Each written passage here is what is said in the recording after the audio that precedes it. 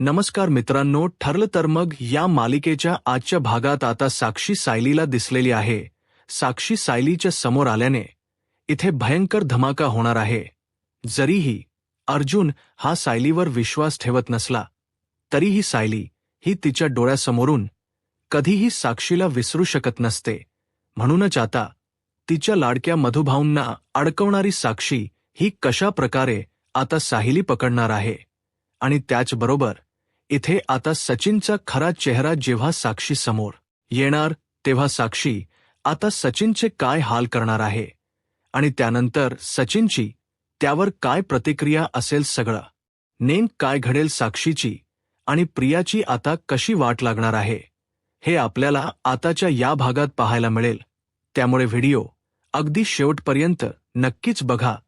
तर मित्रांनो, आतापर्यंत आपण मालिकेत पाहिलं की अर्जुन आणि सायली हे दोघजणही छानपैकी एका ब्रेकफास्ट डेटवर आलेले आहेत आणि जेव्हा ते येतात निघताना सायलीला समोरच साक्षी आता काउंटर टेबलवर दिसतीय आणि साक्षी तिला दिसल्याबरोबर इथे सायलीला प्रचंड असा धक्का बसलाय, कारण की तिला कधीही एक्सपेक्ट नव्हतं असं त्या दिवशी घडतंय. सायली ही हे सगळं बघितल्यानंतर तिला धक्का बसतोय आणि ती अर्जुनला सांगते की अर्जुन सर, मला साक्षी शिखरे दिसली.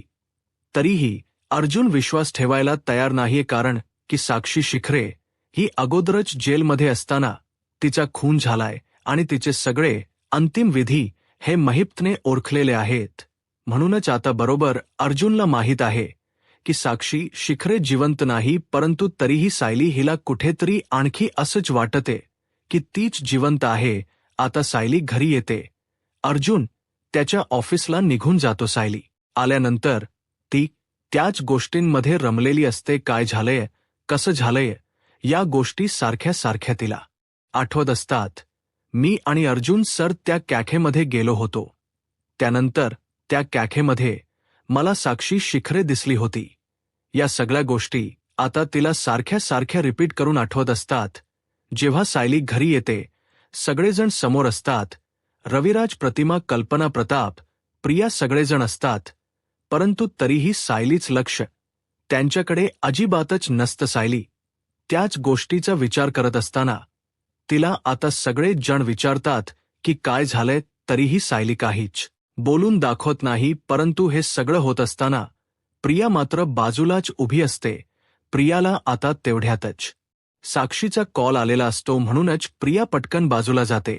आता प्रिया विचार करते की नेमका साक्षीचा मला आज कॉल का आला असेल, नेमकं काय कारण असेल हिच्या कॉल करण्यामागे.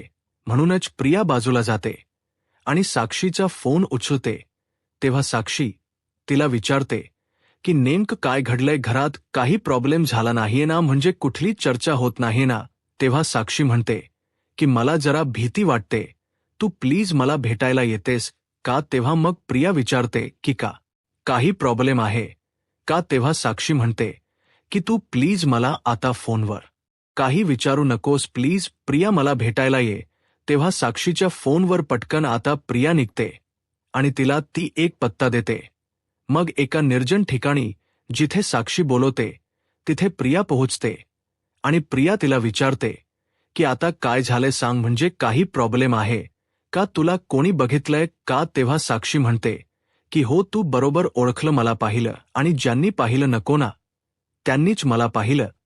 तेव्हा मग प्रिया म्हणते की कोणी काय झालं. तेव्हा ती म्हणते की अगं मी ना ॲक्च्युली म्हणजे ब्रेकफास्टसाठी गेले होते माझ्या एका फ्रेंडसोबत.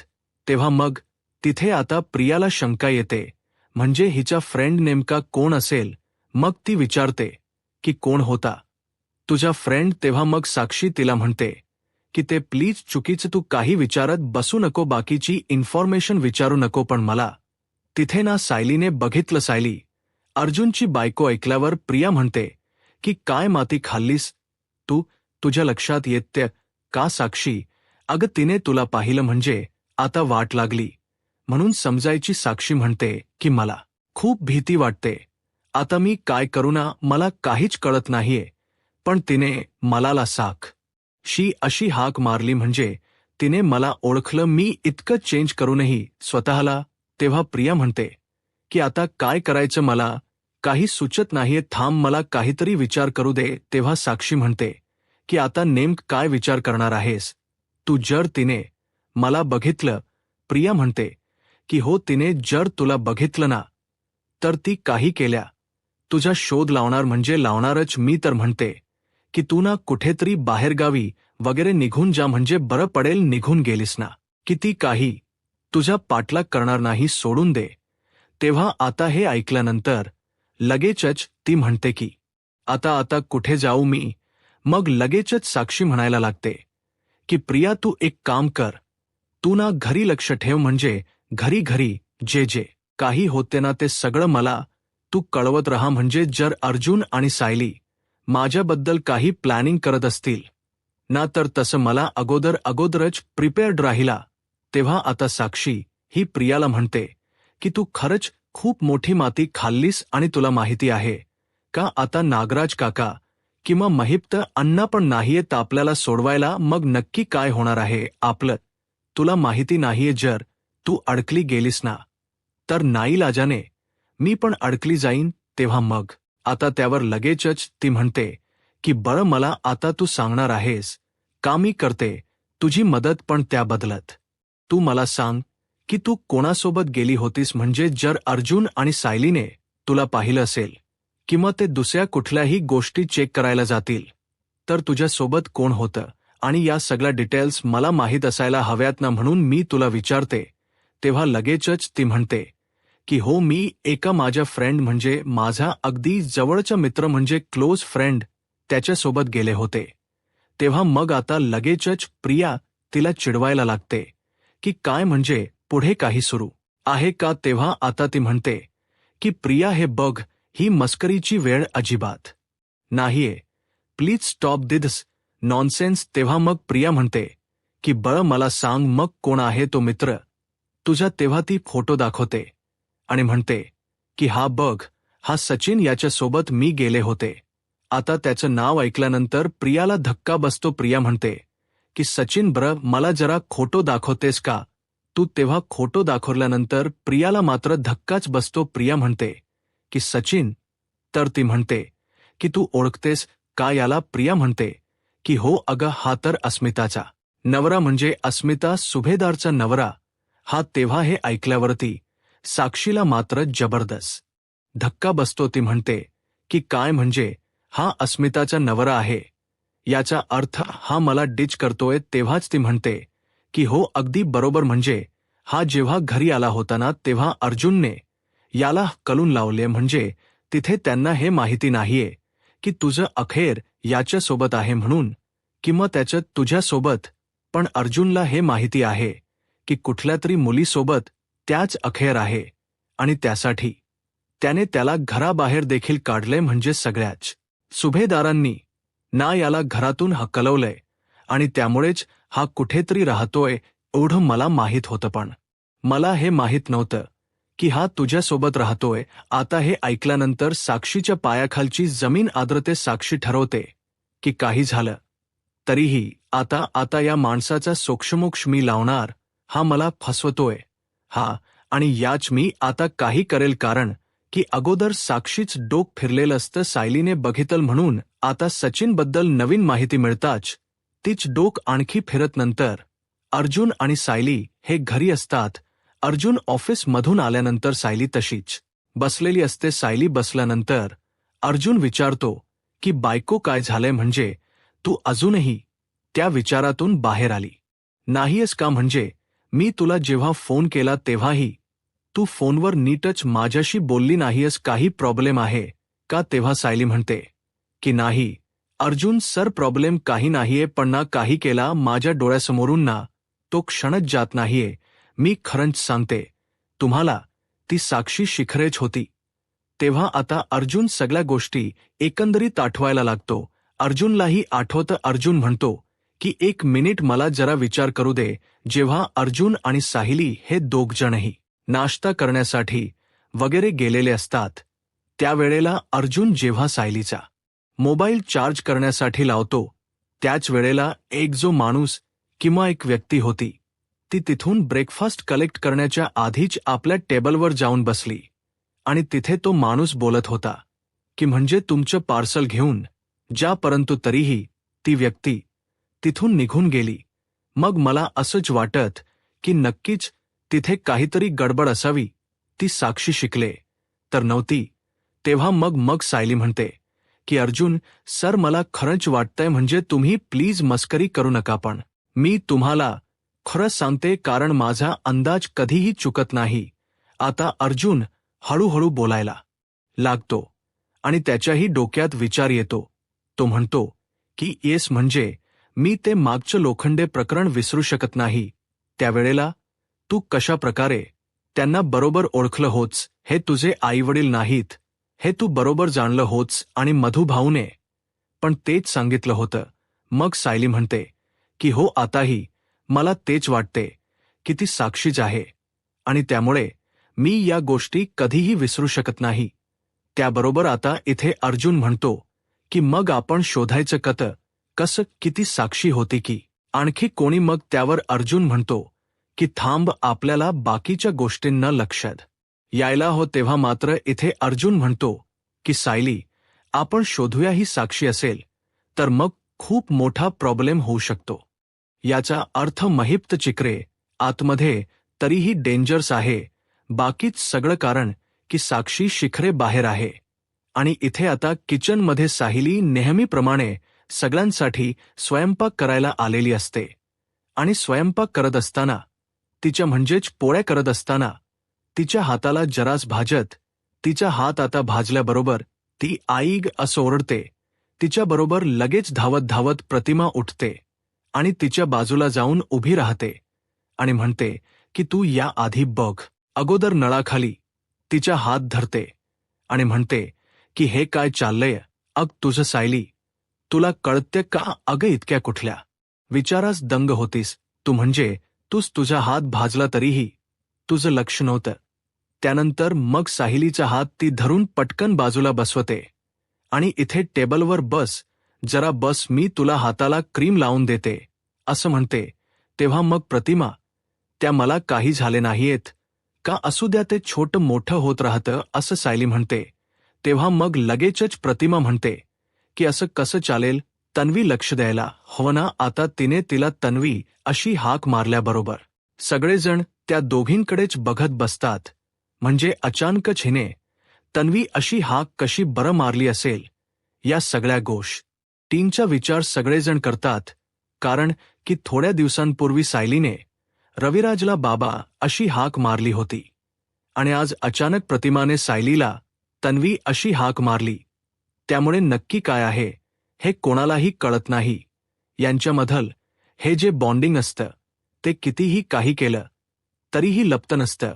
कारण की सायली, प्रतिमा आणि रविराज या तिघांच बाप लेकींच प्रेम असतं, ते कधीही कमी होणार नसतं. म्हणूनच आता सायली पटकन आईला म्हणते की प्रतिमा हत्या तुम्ही काय म्हणालात मला तन्वी. तेव्हा ती म्हणते की हो अग बाळा, माझ्या तोंडून पटकन निघून गेलं. खरं तर आता सायली मनातला मनातच विचार करते की जर खरंच मी प्रतिमा हत्यांची तन्वी असते तर किती बरं झालं असतं. रविराज काकांची जर मी तन्वी असते तर किती बरं झालं असतं. सायली आता त्या दोघांनाही बोलून दाखवते की मला प्रतिमा आत्या उघात बोलून गेल्या की तन्वी, परंतु खरंच मला तन्वीला नक्कीच आवडलं असतं असं म्हटल्यावर प्रतिमाच्याही आता मनातून एक हाक येतच असते. ती म्हणते की खरं तर सायली, मला माहीत नाही, मी पटकन तुला हे सगळं ओघात बोलून गेले, परंतु खरंच आम्हालाही असंच वाटतं की जर तू आमची तन्वी असतीस ना तर खूप बरं झालं असतं. बाजूला प्रियाच उभी असते आणि हे सगळं पाहून प्रियाचंही जळफळाट होत असतो. प्रिया विचार करते की या सायलीचा आज लक्ष कसं नव्हतं, म्हणजे ही सायली इतकं सगळं करण्यामध्ये बिझी असते, सगळं करते व्यवस्थित, कुठेही काही प्रॉब्लेम येत नाही, हिला धांदळ पण अजिबात नाहीये. मग आज हिच्या बाबतीत का असं घडलं? अच्छा, म्हणजे हिला साक्षी दिसली म्हणून त्याचाच तर विचार ही करत नसेल ना. आता प्रिया तिच्या बाबतीत आपले तर्क लावते आणि विचार करते की नक्कीच काहीतरी गडबड आहे. आता मला साक्षीने सांगितलं हिच्यावर व्यवस्थित लक्ष ठेवायला, ही काय करते अर्जुन आणि हिशात काही प्लान शिजते का ते सगळं मला आता बघायला हवं असं साक्षी विचार करत असते. त्यानंतर मग आता प्रिया इथे हे सगळं तिच्याकडे लक्ष देऊन असते. सायली म्हणते की जे काही असेल ते असेल, परंतु काहीही करून मला जरी अर्जुन सरांची साथ नसली तरीही मला स्वतःहून त्या अक्षीबद्दल शोधायला हवं की नक्की तीच काय चालू आहे.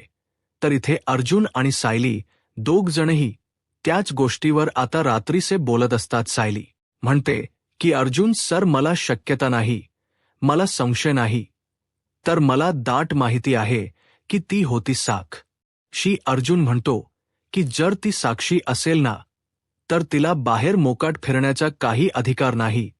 तिला जेलमध्ये पुन्हा गेलंच पाहिजे काही करून. मी तिला शोधणार, सायली म्हणते. पण आपण तिला कसं शोधायचं? अर्जुन म्हणतो की आता आपल्याला एक गोष्ट असेल म्हणजे एक गोष्टीवर शक्यता ठेवली पाहिजे. सायली म्हणते की कोणती? तेव्हा अर्जुन म्हणतो की अजूनही साक्षीच्या कॉन्टॅक्टमध्ये प्रिया असू शकते असं वाटतंय का तुला बायको? तेव्हा सायली म्हणते की हा ही पण शक्यता आहे. आता सायलीला पटकन लक्षात येत की अगदी बरोबर अर्जुन सर, जेव्हा मी घरी आले होते ना तेव्हापासून मी या प्रियाला नोटीस करते. तेव्हापासून ही ना माझ्यावर अगदी बारीक लक्ष ठेवणे म्हणजे मी काय करते आता हे सगळं तिच्याकडे लक्ष देऊन माझ्याकडे ती आहे. अर्जुन आणि सायली विचार करतात की जर असं खरंच असेल ना, तर प्रिया आता रूमच्या आसपास किंवा जवळपास कुठेतरी असेल. आपल्यामध्ये काय बोलणं होत हे पाहण्यासाठी तेवढ्यातच आता हलक्याच आवाजाने, दबक्या पावलाने अर्जुन पुढे पुढे जातो आणि दरवाजा उघडतो तर समोर प्रियाच उभी असते. आता तिला पाहिल्यानंतर अर्जुन म्हणतो की काय तुझं काय काम आहे इथे? तेव्हा ती म्हणते की नाही, म्हणजे मला हे बोलायचं होतं की सायली, तुझा हात बरा आहे ना, मला असं विचारायला यायचं होतं असं ती पटकन विचारते. तेव्हा सायली म्हणते की काम म्हणजे आज चक्क प्रिया तुला माझ्या हाताची काळजी पडली? ती म्हणते की हो, म्हणजे काय ना, मगाशी मला खाली आई विचारत होती माझी म्हणून, बाकी काही नाही असं म्हणून ती पटकन आता निघून जाते. तेव्हा अर्जुन आणि सायली यांची पक्की खात्री होते की इथे साक्षी आणि प्रिया या दोघी जणी अजून कॉन्टॅक्टमध्येच आहेत. कारण की साक्षी ही प्रियाला सगळं काही विचारत असणार आणि प्रिया नेहमीप्रमाणे जशी त्या महिपतला चोंबडेपणा करायची किंवा नागराजला, तशीच ती आता साक्षीला करणार आहे. तर आता अर्जुन हीच गोष्ट रविराजच्या कानावर घालतो आणि त्यांच्या रविराजच्या आणि प्रतिमाच्या रूममध्ये जाऊन अर्जुन सांगतो की सीनियर, आज आम्ही जेव्हा सकाळी नाश्त्यासाठी गेलो होतो ना, त्यावेळेला आम्हाला म्हणजेच सायलीला साक्षी शिखरे दिसली होती. हे ऐकल्यावर रविराजचीही अगदी जबरदस्त रिएक्शन असते.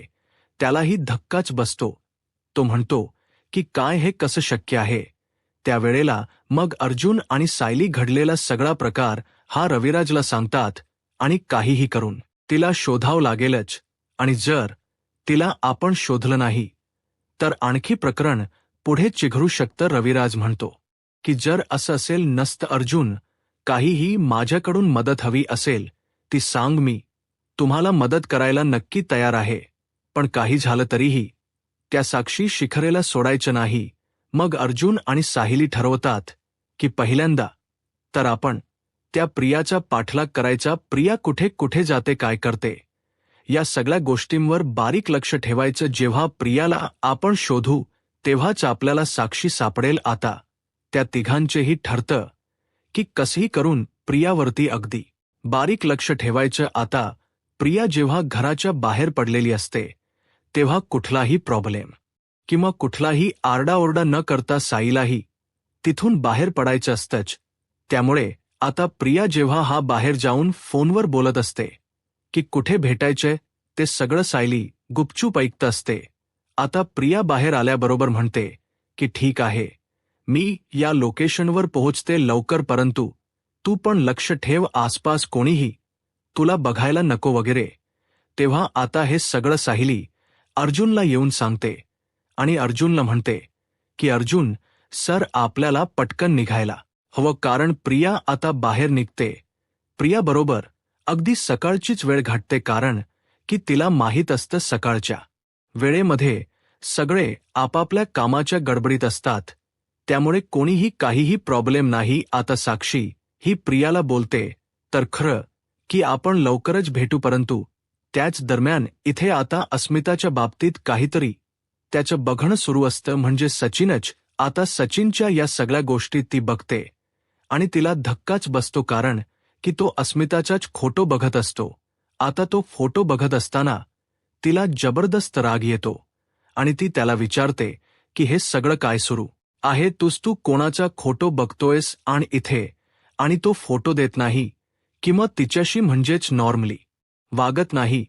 तेव्हा ती म्हणते की हे बघ, हे सगळं जे काही चाललं ना, लक्षात ठेव, तू माझ्यापासून काही लपवण्याचा प्रयत्न केलास किंवा मला डीच करण्याचा प्रयत्न केलास ना, तर मी काय करेन हे तुला पण माहिती आलं लक्षात. मी काही करू शकते, मी कोणाचा खूनही करू शकते, अशी धमकी आता सचिनला साक्षी देते. त्यामुळे आता सचिनला जबरदस्त धक्का बसतो आणि नेमकी साक्षी आता काय चीज आहे हे त्याच्याबरोबर अगदी लक्षात आलेलं असतं. म्हणून आता सचिन हा वेगळ्याच टेन्शनमध्ये असतो. साक्षी डेंजरस असते, त्यामुळे तिच्यापासून कसं लांब राहायचं किंवा काय करायचं या गोष्टी आता त्याच्या डोक्यामध्ये फिरतच असतात. आता सारखी सारखी प्रिया ही साक्षीला कॉल करत असते, त्यामुळे साक्षी तिथल्या तिथे गपचूप बसते आणि पटकन गाडी काढून निघते. तेव्हा सचिन म्हणतो की तू कुठे जातेस, प्लीज मला सांगतेस का, परंतु ती काहीही न सांगता तिथून निघते आणि त्याला म्हणते की नन ऑफ युअर बिझनेस. तेव्हा आता सचिन गप्पच बसतो. तो विचार करतो की नाही बाबा, साक्षी शिकरे हे प्रकरण वाटते तितकं सोपं नाहीये, आणि तो तिथेच गप्प बसतो. आता प्रिया ती साक्षीला येऊन भेटते आणि सगळं सांगत असते आणि म्हणते की हे बघ, म्हणजे मला तरी थोडंफार असं वाटतंय की सायली अर्जुन काहीतरी एकमेकांमध्ये कुजबुजता आहेत. नक्की त्यांच्यात काहीतरीचा प्रियाच्या समोर उभी आहे, आणि आता त्या दोघींच जे काही बोलणं सुरू त्यावरून सायली लांबूनच त्यांचा व्हिडिओ करत असते, व्हिडिओ शूटिंग करत असते, जेणेकरून ते दोघजणही म्हणजे साक्षी जिवंत आहे हा पुरावा हा सायलीकडे असावा, यासाठी ती हा सगळं शूटिंग वगैरे करून घेत असते आणि साक्षीचे फोटो देखील काढत असते. आता या सगळ्यामध्ये साक्षी आणि प्रिया या दोघी जणीही कशा अडकणार आहेत, आता साक्षीला देखील पुन्हा जेल कशी होणार, आता पुढे काय होईल हे पाहायला आत्ताच माझा महाराष्ट्र या यूट्यूब चॅनलला सबस्क्राईब करा. धन्यवाद.